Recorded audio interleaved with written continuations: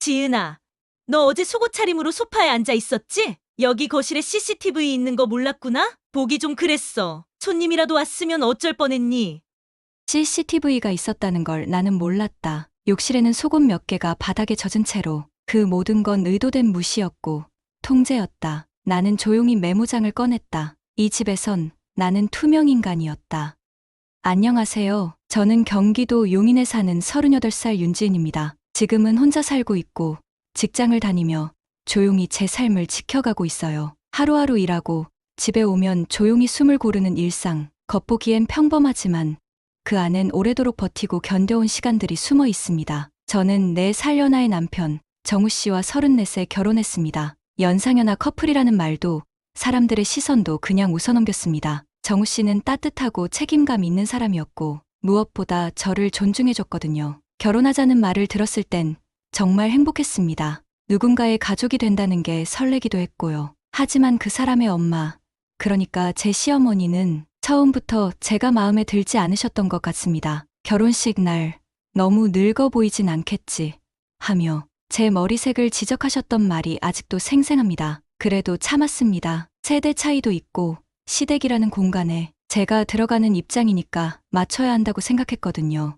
한두 마디 말, 날선 시선쯤은 넘길 수 있다고 믿었습니다. 그런데 시간이 지날수록 저는 점점 이 집 안에서 남의 집에 얹혀 사는 사람처럼 느껴졌습니다. 아무리 잘해도 시어머니의 눈엔 늘 덜된 며느리였고요. 아무도 없는 공간에서 시어머니의 말투는 달라졌습니다. 말끝마다 가시가 돋았고 정우 씨 앞에서는 또 전혀 다른 얼굴로 저를 대했습니다. 그 변화들이 처음엔 당황스러웠고 점차 무서워졌고 결국엔 저를 무너뜨리는 독처럼 스며들었습니다. 오늘 제가 들려드릴 이야기는 그 시절 제가 얼마나 망가졌고 어떻게 다시 저를 지켜내기로 했는지에 대한 기록입니다. 그때 그 집에 있었던 윤지은은 지금의 저와는 전혀 다른 사람이었거든요. 결혼하고 처음 몇 달은 참 조용하고 평온했습니다. 시어머님은 말수가 적은 편이었고 표정도 크게 드러나지 않으셨죠. 무뚝뚝하시긴 해도 그 안에 따뜻한 정이 있을 거라고 저는 믿었습니다. 지은아, 저녁은 몇 시쯤 먹는 게 좋겠니? 반찬이 입에 안 맞으면 말해. 내가 바꿔볼게. 그런 말씀을 들을 때면 괜한 걱정을 했구나 싶었습니다. 시댁살이라는 게 생각보다 나쁘지 않을 수도 있겠다고 느꼈고 정우 씨 역시 제 곁에서 늘 다정했습니다. 출근 전에 모닝커피를 내려 제 머그잔에 담아주고 퇴근하면 오늘은 어땠어? 하고 자연스럽게 묻는 사람. 주말이면 시댁 마당 한켠에서 함께 화분을 정리하거나 장보러 마트에 가서 이런저런 반찬거리를 고르기도 했습니다. 그땐 진심으로 감사했어요. 좋은 사람을 만났고 그 사람의 가족 안에 들어가는 것도 그렇게 어려운 일만은 아니겠구나 싶었습니다. 하지만 그런 잔잔한 평화는 오래가지 않았습니다. 균열은 아주 작은 틈에서 시작됐어요. 하루는 제가 설거지를 하고 있는데 시어머님이 조용히 제 옆에 서 계시더니 이렇게 말씀하셨어요. 나는 예전에 손님 밥상 한번 차리면 3시간은 꼼짝 않고 서 있었지. 요즘 아가씨들은 뭐든 대충이야. 그 말이 내내 머릿속에 남았습니다. 대충했다는 말은 듣고 싶지 않았는데 그날따라 물때 하나 남지 않게 그릇을 다시 헹구고 닦았습니다. 정우 씨에게 말했지만 그는 엄마가 좀 옛날 분이잖아. 신경 쓰지 마. 원래 그러셔라고 웃어넘겼죠. 그러던 어느 날은 제가 퇴근하고 집에 들어갔더니 저녁상이 이미 차려져 있었고 시어머님은 말 없이 앉아 계셨습니다. 저는 웃으며 말했죠. 어머님, 반찬 너무 맛있겠어요. 뭐 도와드릴 거 있어요? 그 말에 시어머님은 숟가락을 식탁에 탁 내려놓고 이렇게 말씀하셨어요. 네가 뭘 도와?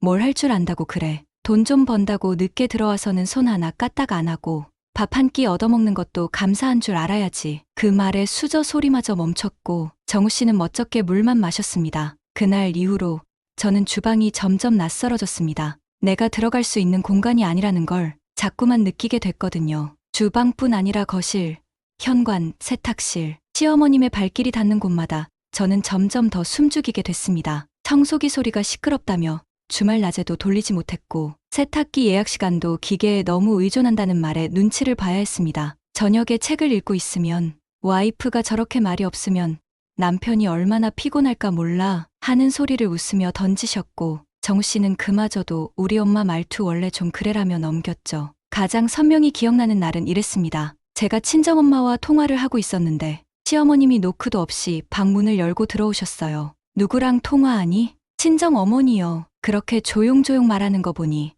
내 얘기라도 하니?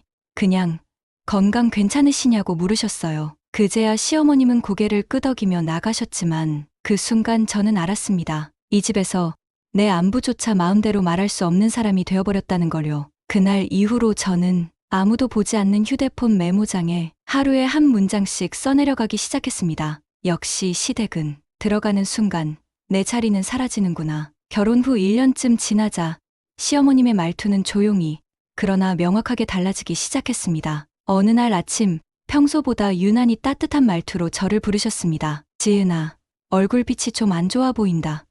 요즘 좀 피곤하지? 순간 저는 잠깐 당황했습니다. 걱정 섞인 말투였지만 그 뒤엔 꼭 다른 말이 따라붙을 것 같은 느낌이 스쳤거든요. 여자는 말이야, 몸이 차가우면 아기가 잘 안 들어선대. 그러니까 미리부터 몸 좀 챙겨야 해. 그리고는 주방에서 병 하나를 꺼내 건네셨습니다. 직접 담갔다며 주신 건 복숭아 생강청이었습니다. 복숭아는 너도 좋아하지? 요즘 제철이라 맛도 좋고 거기에 생강 조금 넣었어. 몸 따뜻하게 해주니까 아기 갖기 전엔 딱이야. 저는 순간 머릿속이 복잡해졌습니다. 복숭아는 제가 평소에도 잘 안 먹는 과일이었고 생강은 조금만 들어가도 속이 울렁거리곤 했습니다. 아마 정우 씨와 연애할 때 지나가는 말로 그런 얘기를 했던 걸 시어머님이 들었던 모양이었습니다. 감사해요, 어머님. 입꼬리를 억지로 올리며 그 병을 받았습니다. 정우 씨는 옆에서 아무 말이 없었고 식탁 위엔 잠깐의 정적이 흘렀습니다. 그날 밤 저는 그 청을 따뜻한 물에 조금 풀어 마셔보았습니다. 처음엔 달콤했지만 몇 모금 지나자 목이 칼칼해졌고 입안이 간지러웠습니다. 그 다음날 아침 속이 뒤집히듯 울렁거려 병원에 들렀더니 복숭아와 생강 복합 알레르기 반응 가능성이라는 진단을 받았습니다. 요즘 피로 누적도 심하시고 위도 예민하신 상태입니다. 음식 조심하세요. 의사는 그렇게 말했지만 제 머릿속엔 어머님이 혹시 하는 의심이 잠깐 스쳐갔습니다. 하지만 금세 고개를 저었습니다. 설마 그럴 리가 있냐며 내가 예민한 거라고 스스로를 달랬습니다. 며칠 뒤 저는 회사 야근을 마치고 늦은 저녁 무렵 귀가했습니다. 현관문을 열자 거실에선 웃음소리가 퍼져 있었습니다. 정우 씨와 시어머님, 그리고 낯선 여성이 함께 앉아 있었습니다. 안녕하세요. 저는 정우 선배랑 같은 팀에 있는 최서윤이에요. 오늘 정우 팀장님과 외근 일정 끝나고 집 근처 지나가다가 어머님이 저녁이라도 먹고 가라고 하셔서 이렇게까지 대접받게 될 줄은 몰랐어요. 순간 저녁 시간도 훌쩍 지난 시각인데 이런 자리를 만들었다는 게 이상했습니다. 하지만 더 당황스러웠던 건 이 자리가 이미 익숙해 보인다는 느낌이 들었기 때문입니다. 시어머님은 마치 오래전부터 알고 지낸 사람처럼 최서윤 씨를 반갑게 대접하고 있었습니다. 서윤 씨는 팀에서 일도 잘한다고 소문났더라. 오늘 가까이서 보니 싹싹하고 말도 참 이쁘게 하네. 최서윤 씨는 민망한 듯 웃으며 고개를 숙였지만 저는 그 분위기 속에서 시어머님의 의도를 너무 선명하게 느꼈습니다. 식사 중에 어머님은 우리 며느리는 요즘 일이 많아서 그런지 얼굴도 피곤해 보이고 말도 없고 서윤 씨 같이 밝은 사람이랑 있으면 우리 정우도 기운이 날 텐데 말이야. 사람이 기운이 중요하잖아. 그 말에 정우 씨는 젓가락질을 멈췄지만 아무 말도 하지 않았습니다. 그날 밤 저는 그릇을 정리하며 조용히 정우 씨에게 물었습니다. 왜 그런 자리를 만든 거예요? 정우 씨는 짧게 한숨을 쉬더니 피곤하다는 듯 말했습니다. 그냥 외근 같이 하고 있었고 엄마가 저녁 같이 먹자고 해서 서윤 씨를 데리고 온 거야. 너무 깊게 생각하지 마. 진짜 별 뜻 없었어. 그 말에 저는 더 이상 말을 이어가지 않았습니다. 그 순간 마음속에서 무언가가 또 하나 무너지는 소리가 들렸습니다. 이 집 안에서 나는 점점 투명해지고 있었고 시어머니는 나를 대신할 사람까지 준비하고 있는 것 같았습니다. 그날 밤 저는 욕실 거울 앞에 서서 오랜만에 저를 똑바로 바라보았습니다. 이 집에서의 나는 점점 사라지고 있다. 그 자리에 누가 대신 들어오게 될지도 모른 채로. 그로부터 2, 3일쯤 지나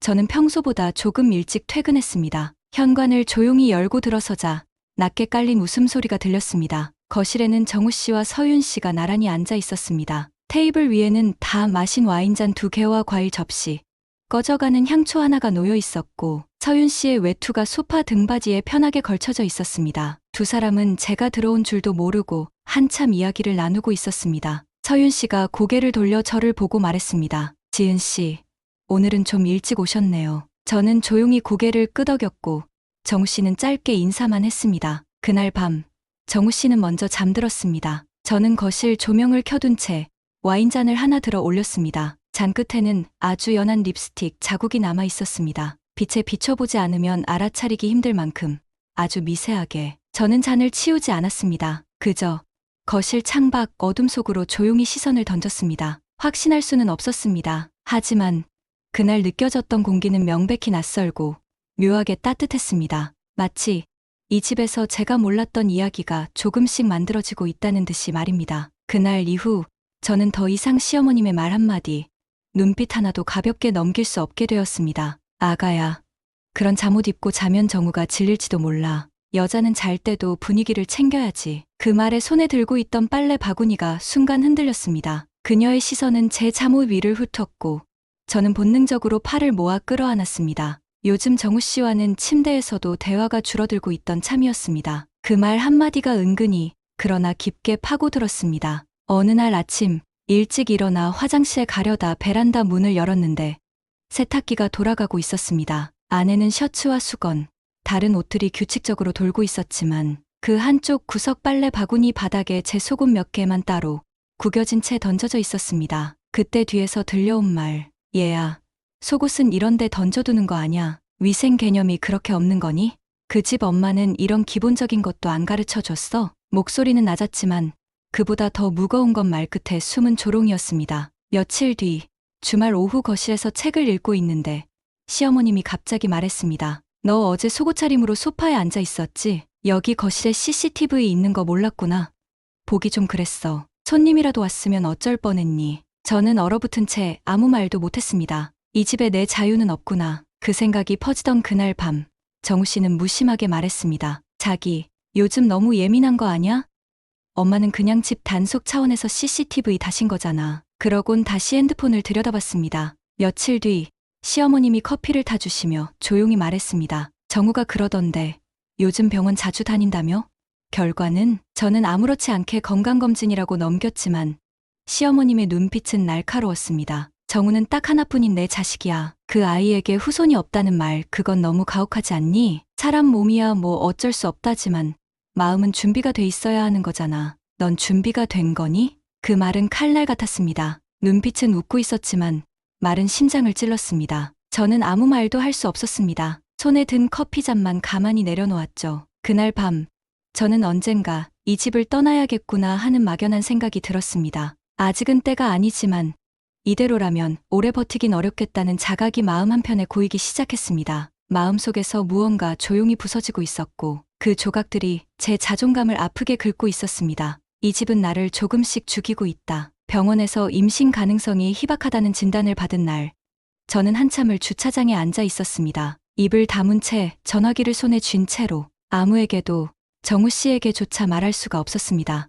며칠 후 결국 정우 씨와 마주 앉아 조심스럽게 말을 꺼냈습니다. 나 병원에서 아이 갖기 어려울 수도 있다고 하더라고. 정우 씨는 생각보다 담담했습니다. 아니, 무덤덤하다는 표현이 더 맞겠죠. 그래도 우리가 꼭 아이 있어야 사는 건 아니잖아. 그 말은 위로가 아니었습니다. 그 말 뒤에 이어진 그의 침묵은 이미 결론을 알고 있었다는 듯한 체념처럼 들렸습니다. 그날 저녁 시어머님은 평소보다 부드러운 말투로 커피를 내오셨습니다. 얘야, 너무 마음 쓰지 마.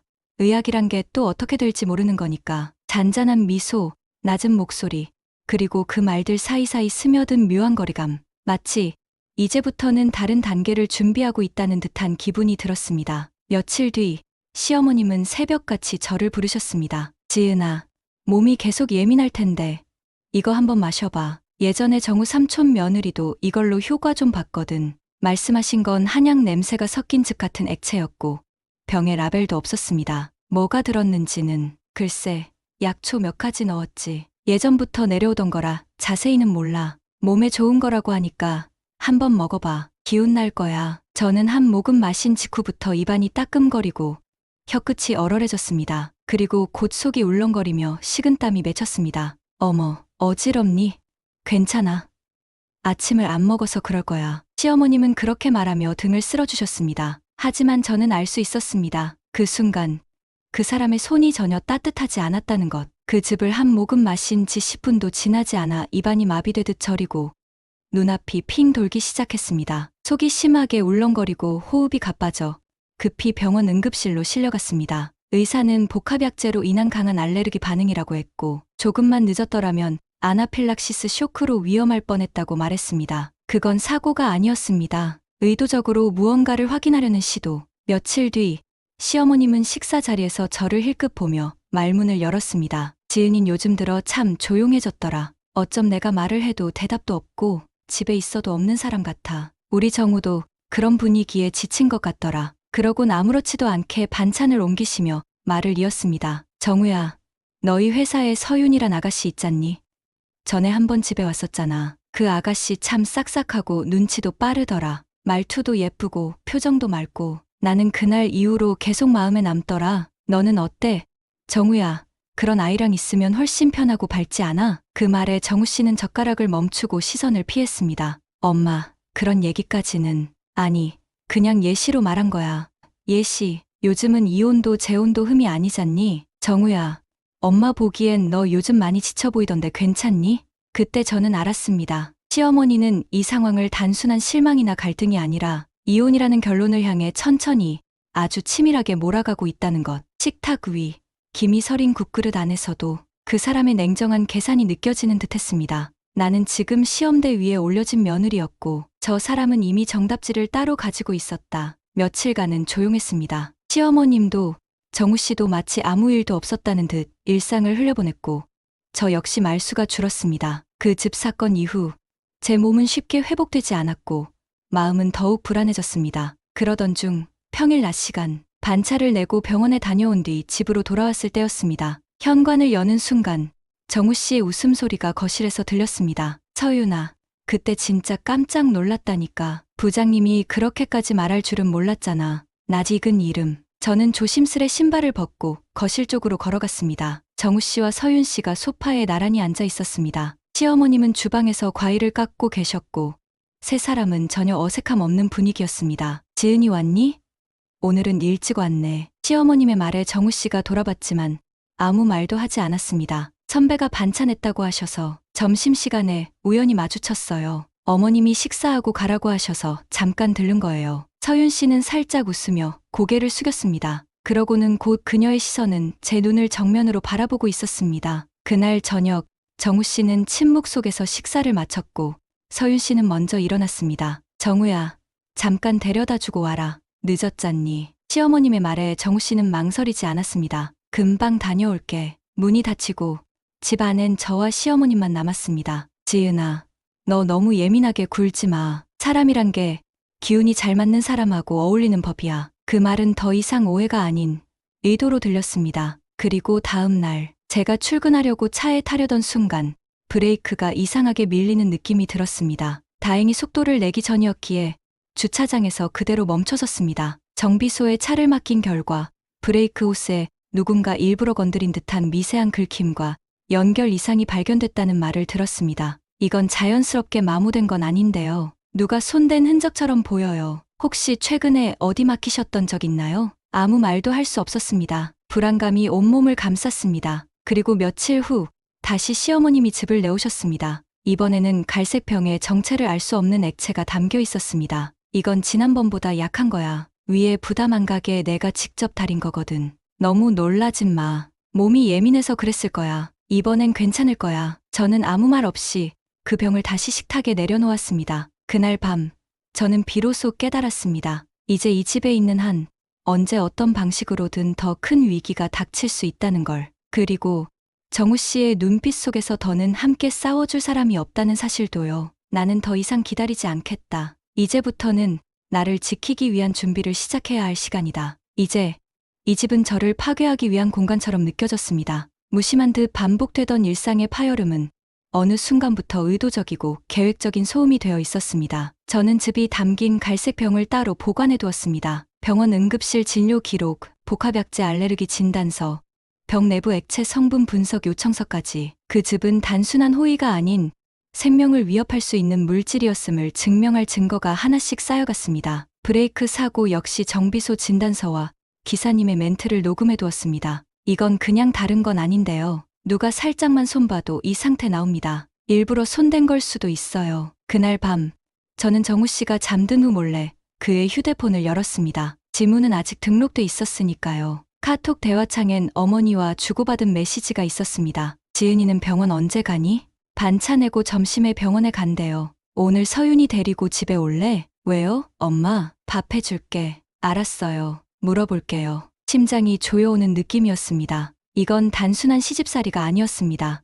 이건 명백한 계획이었습니다. 며칠 후, 저는 일부러 일찍 퇴근했습니다. 현관을 조용히 열고 들어섰을 때, 거실에서는 또 웃음소리가 들리고 있었습니다. 서윤 씨, 정우 씨, 그리고 시어머님, 마치 가족처럼. 어머, 지은이 왔구나. 오늘은 웬일로 일찍 들어왔니? 시어머님은 식탁 위에 놓인 세팅을 바라보며 말했습니다. 그곳엔 제 자리는 없었습니다. 그날 밤, 저는 작은 녹음기를 들고 거실에 나왔습니다. 정우 씨와 시어머님, 그리고 여전히 자리를 지키고 있던 서윤 씨 앞에 조용히 앉아 그들 모두가 보는 앞에서 천천히 녹음기를 켰습니다. 뭐가 그렇게 즐거운가요? 어머님, 정우 씨, 서윤 씨, 이제부터 제가 하는 얘기 잘 들으세요. 이 즙병, 보이시죠? 병원에서 성분 분석까지 맡겨둔 상태입니다. 순간 정우 씨의 얼굴이 하얗게 질렸고 시어머님은 눈을 가늘게 떴습니다. 네가 지금 뭘 하려는 거냐? 살려고요. 더는 조용히 참기만 해선 안 된다는 걸 깨달았습니다. 이 집에서 살아남으려면 지키는 게 아니라 지켜내는 싸움을 해야겠다는 생각이 들었습니다. 저는 테이블 위에 하나둘씩 문서를 꺼내 올렸습니다. 진단서, 정비명세서, 카톡 캡처, 그리고 진료 확인서. 정우 씨, 이 모든 걸 정말 몰랐던 거죠. 그렇다면 그게 더 무서운 거예요. 당신조차 모르게 이 집 안에서 이런 일이 벌어지고 있었다는 게요. 정우 씨는 하얗게 질린 얼굴로 저를 바라볼 뿐 아무 말도 하지 못했습니다. 단 한마디도. 그 옆에 앉아있던 서윤 씨 역시 문서와 즙병을 번갈아 보며 말없이 앉아 있었습니다. 얼굴에선 웃음이 서서히 사라졌고 결국 조용히 자리에서 일어났습니다. 선배, 지은 씨, 저 이제 가볼게요. 그녀는 현관문을 나섰고 집 안에는 묘한 정적이 감돌았습니다. 그날 밤, 저는 처음으로 거실 불을 끄지 않고 잤습니다. 혼자 감당하던 어둠이 그제야 조금 거치는 듯 했습니다. 나는 이제 내 몫의 싸움을 시작할 것이다. 다음 날, 저는 변호사 사무실을 찾았습니다. 그리고 정우 씨에게 다른 폴더에서 복원한 삭제된 메시지 기록을 보여주었습니다. 거기엔 시어머님이 집에 특정 약재를 더 넣어달라며 한약방과 주고받은 메시지, 브레이크 부품을 손댄 의심 정황이 드러나는 낯선 번호와의 대화가 담겨 있었죠. 또한 거실 CCTV 영상 분석을 통해 특정 시간대에 시어머님이 며느리의 물병을 들고 나갔다 돌아온 장면과 이후 며느리가 이상한 기색을 보이며 곧장 병원으로 실려갔다는 응급 기록이 함께 제시됐습니다. 즙을 다시 마시지 않은 상태에서 물을 마신 직후 급성 반응이 나타났고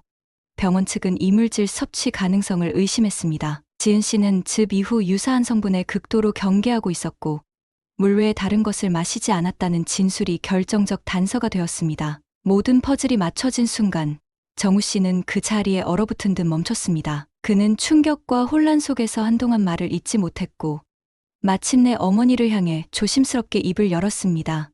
엄마, 정말 이 모든 걸 엄마가 했어? 시어머님은 당황한 기색 없이 냉정한 표정으로 답했습니다. 네가 정신 차려야 해. 지은이 걔랑 계속 살다간 너까지 망가져. 내가 너 위해서 이렇게까지 한 거야. 정우 씨는 천천히 고개를 숙였습니다. 그의 눈빛은 죄책감인지 자포자기인지 알 수 없을 만큼 흐릿했습니다. 그리고 그 일로부터 며칠 후 서윤 씨는 조용히 다른 근무지로 인사 이동을 신청했고 정우 씨에게 마지막으로 메시지 한 줄을 남긴 채 연락을 끊었습니다. 정우 선배, 지은 씨에게 일어난 일들이 진짜로 어머님이 하신 거예요? 너무 무섭고 혼란스러워요. 정우 씨도 놀란 건 마찬가지였습니다. 며칠 뒤 저는 이혼 서류를 준비했습니다. 정우 씨는 별다른 항의도 질문도 하지 않았습니다. 단지 마지막 날 서류에 사인하며 이렇게 말했습니다. 지은아, 미안해. 진심으로 미안해. 그 말에 저는 아무 대답도 하지 않았습니다. 말로 치유되지 않는 상처도 있다는 걸 그는 몰랐을 테니까요. 며칠 후 서윤 씨가 저를 찾아왔습니다. 살이 많이 빠져 있었고 눈가엔 진심 어린 걱정이 배어 있었습니다. 지은 씨, 당신이 여기까지 살아남은 게 정말 대단해요. 저 몰랐어요. 그런 줄도 모르고 웃고 떠들고 있었어요. 미안해요. 저는 고개를 끄덕였을 뿐입니다. 이미 그녀를 용서한 건 아니지만 그녀 역시 도구였다는 걸 알고 있었기에 그날 이후 시어머님은 저를 다시 부르지 않았습니다. 그리고 저도 다시는 그 집의 문을 열지 않았습니다. 이혼 서류를 준비하기 전부터 저는 조용히 움직이기 시작했습니다. 감정이 아닌 기록으로, 억울함이 아닌 증거로 이겨야 한다는 걸 저는 이 집에서 배웠습니다. 첫 번째, 집 사건. 그 집은 몸에 좋지 않았습니다. 병원 응급실 기록, 성분 분석표, 이물질 혼합 내역까지 정리해 변호사에게 제출했습니다. 게다가 그 집을 만든 한약방과 어머니의 대화 내역, 약재를 더 진하게 넣어달라고 했고 대상자에겐 절대 말하지 말라고 했습니다. 두 번째, 브레이크 사고, 정비소 CCTV와 정비공의 음성 녹음, 부품 이상 진단서. 이건 고의로 누가 손댔을 가능성이 큽니다. 세 번째, CCTV 영상, 시어머니가 주방에서 물병을 옮기던 장면, 그 직후 지은 씨가 물을 마시고 실신, 병원 응급기록과 시간대 일치. 저는 USB에 모든 자료를 담았습니다. 증거 파일, 집 분석, 브레이크 진단, CCTV 캡처, 병원 기록, 고소 내용, 상해미수 폭행 교통방해 혐의. 며칠 뒤 경찰 소환장. 시어머니는 변호사를 선임했지만 증거는 너무 명확했습니다. 특히 집 제조인 한약방 관계자의 증언은 결정타였습니다. 그 여성분이 요청했어요. 정확한 날짜, 성분까지 다 기억합니다. 민사 소송도 병행했습니다. 정신적 피해 및 상해의 유발 책임으로 위자료 청구, 법원은 모든 진술을 인정했습니다. 판사의 말, 피고인의 행위는 단순한 가족 갈등이 아닙니다. 명백한 계획적 상해 시도이며 장기적 인권 침해입니다. 그날 법원 앞, 시어머니는 아무 말 없이 고개를 돌렸습니다. 자신만만하던 그 표정은 끝내 돌아오지 않았습니다. 정우 씨는 법정에 나오지 않았습니다. 단 한 통의 메일. 나는 정말 몰랐어. 미안해, 지은아. 이후 저는 병원 정신건강센터에 등록했습니다. 우울, 불안, 불면 하나하나 진단받으며 나를 복원하는 일부터 시작했습니다. 복수는 화려하지 않았습니다. 하지만 치밀했고 단단했습니다. 그리고 그것만으로 충분했습니다. 시어머니의 재판 결과는 지역 뉴스에도 실렸습니다. 며느리에게 생명 위협, 친족 상해미수 혐의 유죄 판결. 시어머니는 집행유예와 함께 사회봉사 명령을 받았습니다. 한약방은 영업정지 처분을 받았고 그 사건은 동네에서도 조용히 회자되기 시작했습니다. 정우 씨는 회사 인사이동을 신청했습니다. 직장 내에도 소문이 퍼졌고 무기력한 그는 결국 사직서를 냈다고 들었습니다. 서윤 씨는 연락을 끊은 채 다른 지역으로 이사했다고 전해 들었습니다. 그리고 저는 더 이상 누구의 며느리도 누구의 아내도 아닌 그저 저 자신으로 살아가기 시작했습니다. 작은 도시 외곽, 햇살 드는 집, 내 손으로 만든 꽃밭, 거기서 저는 조용히 그러나 단단하게 살아가고 있습니다. 이혼 서류를 정리하며 정우 씨를 마지막으로 마주했습니다. 그날 밤 우리는 말없이 서로를 안았습니다. 그 밤은 조용했고 모든 말 대신 행동으로 작별을 전했습니다. 한 달쯤 지나 몸이 이상하게 달라졌습니다. 평소와는 다른 미묘한 변화들이 이어졌고 결국 병원을 찾았습니다. 그리고 그곳에서 뜻밖의 소식을 들었습니다. 축하드립니다. 임신입니다. 그렇게 새 생명의 소식을 듣고 돌아온 날, 아직 혼란스러운 마음을 안고 있던 그 순간, 낯선 우편 하나가 현관문 밑으로 조용히 밀려 들어왔습니다. 편지 한 통이 도착했습니다. 보낸 사람은 정우 씨였습니다. 지은아, 시간이 지나도 내 잘못은 줄지 않더라. 행복하길 바란다. 다만 그 기억 속에서 널 아프게 한 내 얼굴이 조금씩 흐려졌으면 해. 저는 그 편지를 접어 서랍 속 깊숙이 넣었습니다. 그리고 저는 한참 동안 켜놓지 않았던 거실 불을 다시 켰습니다. 그 불빛 아래에서 다시는 사라지지 않을 내 삶을 하나씩 정리해가기 시작했습니다. 복수는 끝났고 이제는 회복의 시간, 그 누구도 아닌 저 자신을 위한 삶이 시작되었습니다. 그 이후로 저는 매일 아침 눈을 뜰 때마다 살아있다는 사실 하나에 집중했습니다. 누구의 시선도 누구의 말도 아닌 온전히 제 감각으로 살아내는 하루. 그게 제겐 복수보다 더 단단한 회복이었습니다. 마트 앞 작은 공원, 햇살이 좋은 벤치에 앉아 따뜻한 유자차를 마시는 아침, 멀리서 아이들 웃음소리가 들릴 때면 제 안에 있는 작은 생명에게 조용히 말합니다. 괜찮아. 우린 잘 지낼 거야. 시청자 여러분, 가족이라는 이름으로 누군가가 당신의 경계를 무너뜨리려 할 때 당신은 반드시 나를 먼저 지켜야 합니다. 설령 사랑했던 사람이라도 그 이름 뒤에 숨은 폭력이 있다면 그건 절대 가족이 아닙니다. 저는 이제 그 이름 앞에 무너지지 않습니다. 오히려 더 강해졌고 더 조용해졌으며 더 단단해졌습니다. 그리고 저처럼 어딘가에서 조용히 견디는 누군가가 있다면 꼭 말해주고 싶습니다. 당신은 잘하고 있어요. 오늘의 사연이 누군가의 어둠 속에 작은 불빛이 되길 바라며 혹시 비슷한 경험이 있다면 댓글로 나눠주세요. 그 이야기들 속에서 또 다른 회복이 자라날지도 모릅니다. 고맙습니다.